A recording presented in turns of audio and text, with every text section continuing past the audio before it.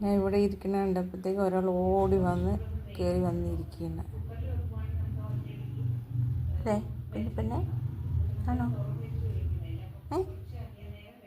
കുഞ്ഞു കൊച്ചുങ്ങൾ വന്നിരിക്കണം അവിടെ കയറി ഇരിക്കണേന്ന് കെട്ടിപ്പിടിച്ച്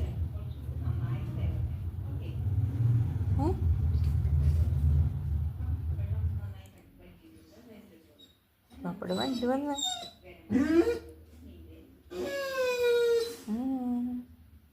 പോക്കറ്റായിട്ട് വച്ചിരിക്കുന്നുണ്ട്. പപ്പയുടെ വണ്ടി വന്ന്